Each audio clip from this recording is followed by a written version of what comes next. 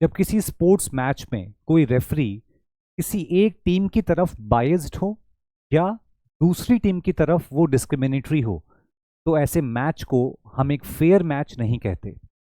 Similarly democracy में जब elections करवाए जाते हैं, तो जो बॉडी इलेक्शंस कंडक्ट करती है, अगर वो बॉडी न्यूट्रल ना हो, इम्पार्शियल ना हो, तो उस इलेक्शन को और उस इलेक्शन से चुनी हुई सरकार को हम डेमोक्रेटिक या लेजिटिमेट नहीं कह सकते।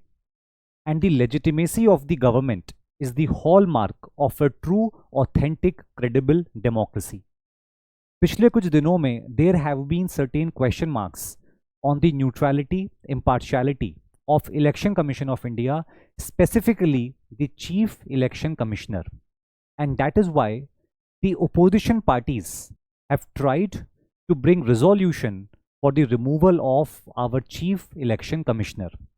और क्योंकि ये टॉपिक रिपीटेडली न्यूज़ में रहा है, तो इस साल के प्रीलिम्स के लिए this topic becomes very important.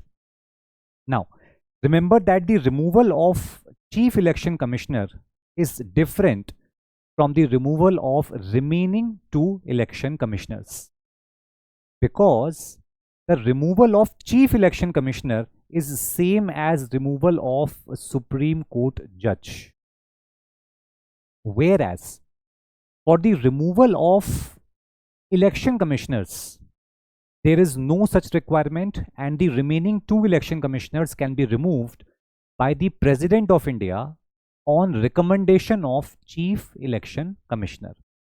तो कॉन्स्टिट्यूशन में जो प्रोटेक्शन दी गई है स्पेसिफिकली वो चीफ इलेक्शन कमिश्नर को ही दी गई है. अब सुप्रीम कोर्ट जज को रिमूव करने का जो प्रोसीजर है वो भी कॉन्स्टिट्यूशन में गिवन है. डिटेल्स गिवन नहीं है, लेकिन ये गिवन है कि किन ग्राउंड्स के ऊपर रिमूवल होगा और रिमूवल कौन करेगा.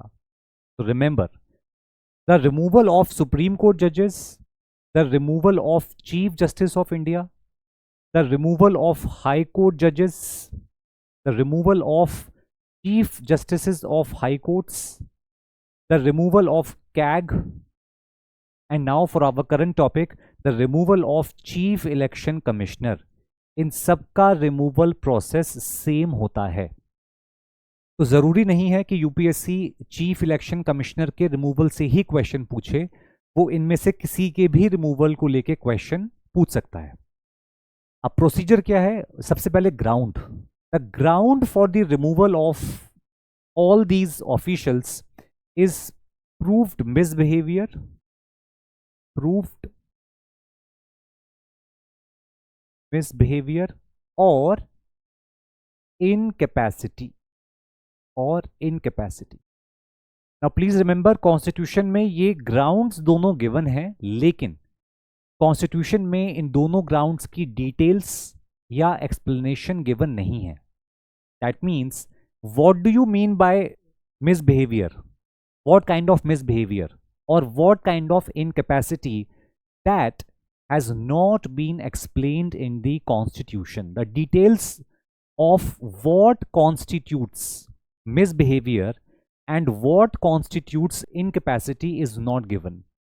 पर हम कह सकते हैं मिसबिहेवियर क्या हो सकता है? अपने जुडिशियल पोजीशन को मिसयूज करना, डिस्क्रिमिनेटरी ऑर्डर्स पास करना, पर्सनल फेवर्स, करप्शन, ये सब किस में आएगा? मिसबिहेवियर. ऐसे ही इनकैपेसिटी क्या हो सकती है? Incapacity can be physical incapacity. That means कोई जज अपनी फिजिकल हेल्थ की वजह से अगर अपनी ड्यूटीज को परफॉर्म ना कर पाए, that can be physical incapacity, और it can be mental incapacity. तो ये दो ग्राउंड्स गिवन है.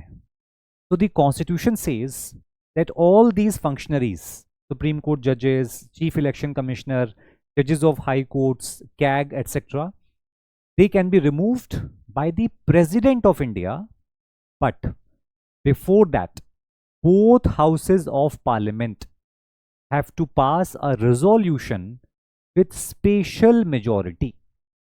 अब उस resolution का प्रोसीजर क्या है वो समझते हैं.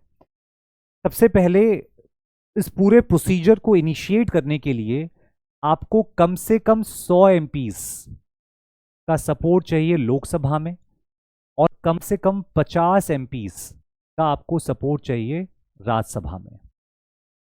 तो इसके बिना आप ये प्रोसीजर इनिशिएट नहीं कर सकते.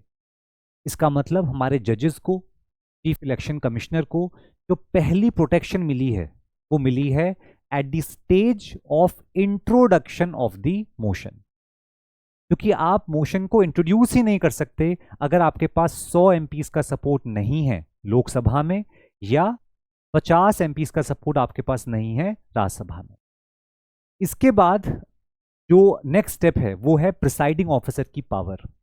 तो लोकसभा में presiding officer is speaker and in Rajya Sabha the presiding officer is the chairman. तो अगर हम जजेस इंक्वायरी एक्ट को देखें, जजेस इंक्वायरी एक्ट, जजेस इंक्वायरी एक्ट 1968, तो जो प्रोसीजर है वो ये है कि प्रिसाइडिंग ऑफिसर्स के पास डिस्क्रिशन होता है कि वो इस रिजोल्यूशन को इनिशिएट करें, आगे बढ़ाएं, एक्सेप्ट करें या ना करें। इसका मतलब उस मोशन को जो इंट्रोड्यूस किया गया है उसको स्टार्टिंग स्टेज में ही प्रिसाइडिंग ऑफिसर्स एडमिट करने से मना भी कर सकते हैं। तो ये उनकी डिस्क्रिशनरी पावर है। अब किन ग्राउंड्स के ऊपर वो एडमिट करेंगे या नहीं करेंगे ये ना तो कॉन्स्टिट्यूशन में गिवन है और ना ही ये जजेस इंक्वायरी एक्ट में गिवन है। तो अगर प्रिसाइडिंग ऑफिसर को लगता है कि मोशन में जो चार्जेस लगाए गए हैं जज के ऊपर, मिसबिहेवियर के चार्जेस या इनकैपेसिटी के चार्जेस, अगर वो चार्जेस सही हैं, राइट, और मोशन अपने प्रोसीजर में पूरा फॉलो कर रहा है, तो उस मोशन को वो एडमिट कर सकते हैं।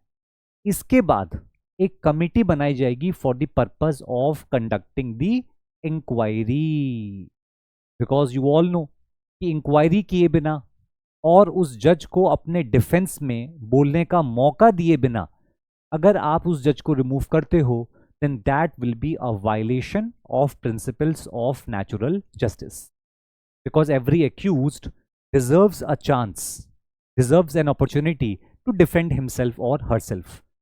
तो इंक्वायरी के लिए जो प्रिसाइडिंग ऑफिसर हैं वो एक कमिटी बनाएंगे। उस कमिटी में 3 मेंबर्स होंगे। पहला, चीफ जस्टिस ऑफ इंडिया और एनी अदर सुप्रीम कोर्ट जज। Second will be chief justice of a high court. तो जितने भी देश में हाई कोर्ट्स हैं उनमें से किसी भी एक हाई कोर्ट के चीफ जस्टिस उसके सेकंड मेंबर होंगे। और तीसरा होगा a distinguished jurist, a distinguished jurist in the opinion of presiding officer, the opinion of presiding officer। तो ये 3 लोगों की committee will conduct the inquiry. Inquiry करने के बाद वो रिपोर्ट प्रिपेयर करेंगे और रिपोर्ट को सबमिट कर देंगे टू द प्रिसाइडिंग ऑफिसर। उसके बाद ये हाउस का डिस्क्रिशन है कि वो उस रिपोर्ट के बेसिस पे प्रोसीडिंग्स को आगे बढ़ाए या आगे ना बढ़ाए। अगर प्रोसीडिंग्स आगे बढ़ती हैं और इंक्वायरी में जो चार्जेस हैं वो सही पाए जाते हैं, तो फिर दोनों हाउसेस को, both houses have to pass resolution, both houses have to pass resolution by not less than 2/3 of members present and voting,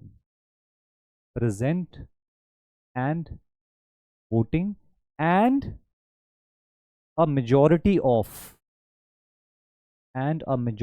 of total strength of house. So remember, this majority that we are talking about, this majority is called special majority. It is the same majority which is required for the passage of constitutional amendment bill. हमारे संविधान को amend करने के लिए under article 368 जो हम एक constitutional amendment bill pass करते हैं उसको भी यही सेम मेजॉरिटी चाहिए होती है। एक और बात कि ये रिजोल्यूशन जो पास करना है ये दोनों हाउसेस को, बोथ हाउसेस को पास करना है in the same session of parliament. तो इस सेम सेशन में अगर ये रिजोल्यूशन पास होता है, then the president of India will issue the removal order. अब अगर इस पूरे प्रोसीजर को हम देखें तो जजेस को, चीफ इलेक्शन कमिश्नर को, सीएजी को 3 लेवल पे प्रोटेक्शन मिली हुई है, 3 लेवल पे। पहली प्रोटेक्शन क्या है? पहली प्रोटेक्शन है at the stage of admit of motion. Presiding officer शुरुआत में ही उस मोशन को एडमिट करने से मना कर सकते हैं। इनफैक्ट इससे पहले, इसको हम नंबर 2 बोलते हैं। नंबर 2, पहला जो प्रोटेक्शन है वो है कि इस पूरे प्रोसीजर को 2, 4, 5 एमपीज इनिशिएट नहीं कर सकते। Even to initiate this entire process, to set this process in motion, you require support of minimum 100 MPs in Lok Sabha and minimum 50 MPs in Rajya Sabha. तो जो मिनिमम MPs का requirement है, minimum MPs, वो पहला protection हुआ। अगर minimum MPs हो भी जाते हैं तो अगला प्रोटेक्शन है कि प्रिसाइडिंग ऑफिसर उसको एडमिट करे या ना करे। और तीसरा है इंक्वायरी। इंक्वायरी, और उसमें हम ऐड कर देते हैं स्पेशल मेजॉरिटी। स्पेशल मेजॉरिटी, क्योंकि स्पेशल मेजॉरिटी से रिजोल्यूशन पास करना is not easy in both the houses. This is the procedure of removing chief justice of India, supreme Court जजेस, हाई कोर्ट जजेस, chief justice of high courts, chief election commissioner and CAG. So I hope with this discussion, if there is a question from this topic in the prelims exam, I am very sure that you all will be able to answer that question very confidently.